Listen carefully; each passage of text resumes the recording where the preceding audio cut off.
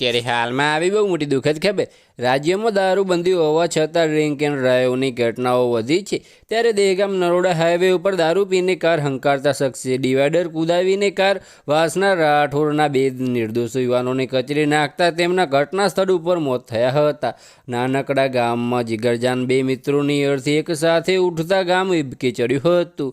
એક બાજુ સરકાર દારૂબંધીનું કડકપણે પાલન કરવાની વાતો કરી રહી છે, ત્યારે રાજ્યના આર્થિક કેપિટલ એવા અમદાવાદમાં ડ્રિંક એન્ડ ડ્રાઈવની કારણે અકસ્માતોની ઘટનાઓ વધી છે।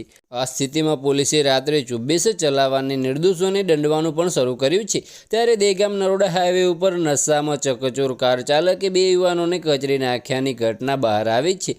આ અંગે મળતી વિગતો પ્રમાણે દહેગામ તાલુકાના વાસણા રાઠોડ ગામમાં રહેતા વિશાલ દીપસિંહ રાઠોડ ઉંમર 26 અને અમિત ભરતસિંહ રાઠોડ ઉંમર 27 નરોડામાં નોકરી કરતા હતા અને કામથી તેમના મોડેપ ઉપર ઘરે પાછા ફરી રહ્યા હતા।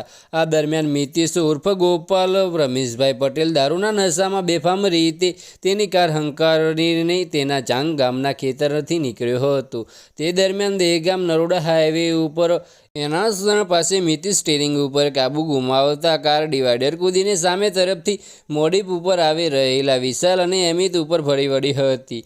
આ ગંભીર અકસ્માતમાં બંને યુવાનોનું સ્થળ ઉપર જ મોત નીપજ્યું હતું। એટલું જ નહીં, અકસ્માતથી એકઠા થયેલા લોકોએ દારૂના નશામાં રહેલા મિતેશ પટેલને ઝડપી પોલીસને હવાલે કર્યો હતો।